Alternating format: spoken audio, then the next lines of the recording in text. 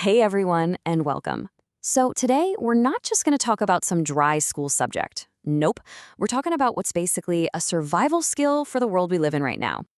We're going to build a mental toolkit that helps you navigate all the noise by learning how to think like a scientist. So let's get that toolkit open and see what we've got inside.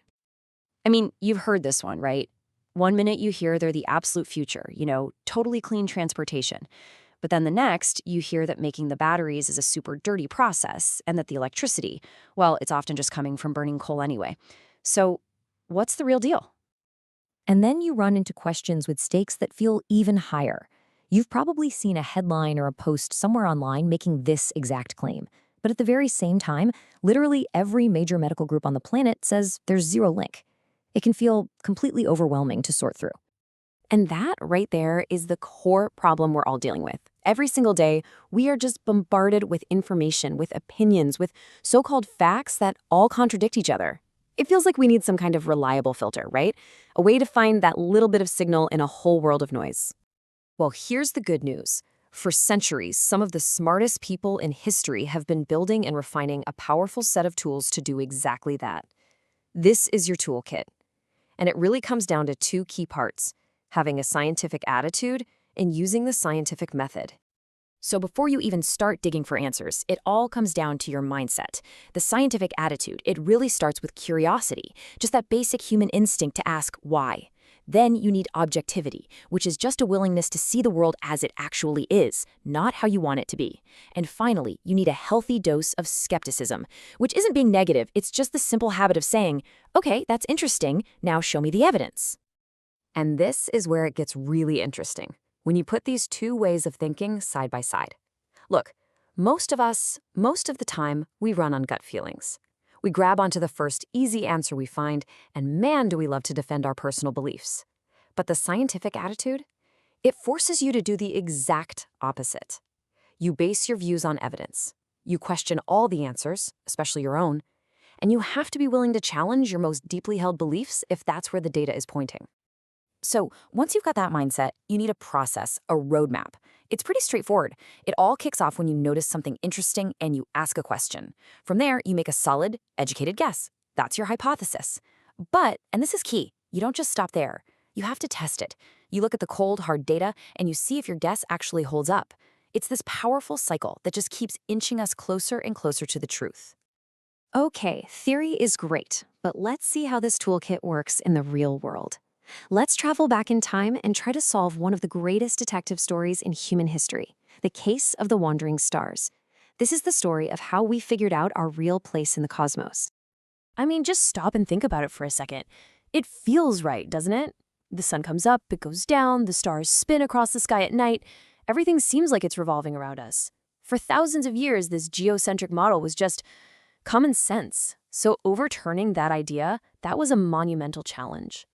And this huge shift, this revolution in thinking, it didn't just happen overnight. As you can see here, it was a slow, step-by-step process. It was built over centuries by these brilliant minds, with each one of them taking one more crucial step down the path to understanding reality. You know, you gotta give him credit. That old Earth-centered model, perfected by a guy named Ptolemy, was incredibly clever. To explain this one really weird thing, why planets sometimes look like they're moving backward in the sky, it imagined this whole complex system of invisible cosmic gears. Planets run little wheels that were themselves on bigger wheels. And hey, it kind of worked. But it was also, a bit of a mess. Okay, now let's bring in Johannes Kepler. He had this beautiful idea that planets must move in perfect circles, because, circles are perfect. But he also had decades of the most precise, detailed star charts ever made.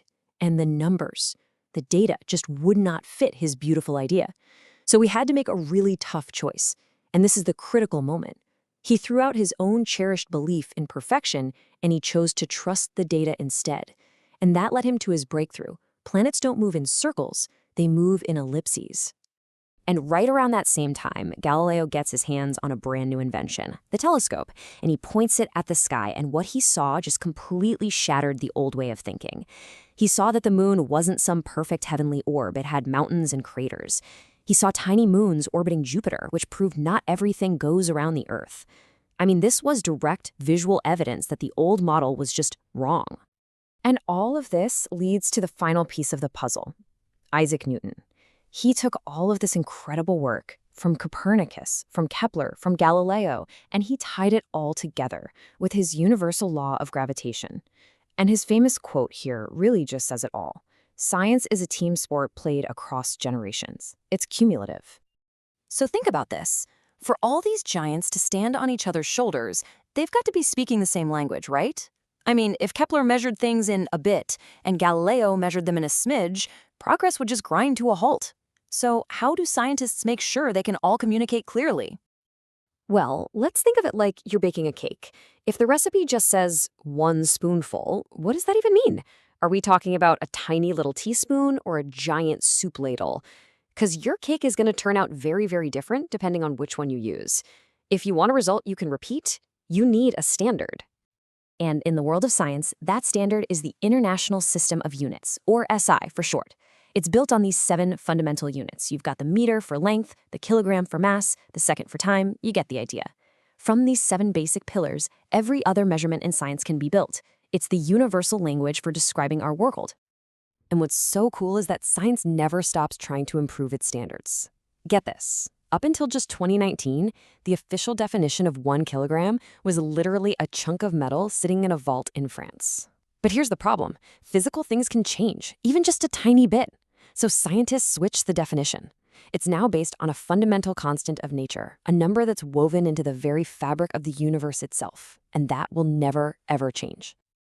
Okay, so we've gone through the history, we've built our toolkit, we've got the scientific attitude, we've got the method, and we've got a universal language for measurement. So now let's bring it all back home to those confusing questions we started with.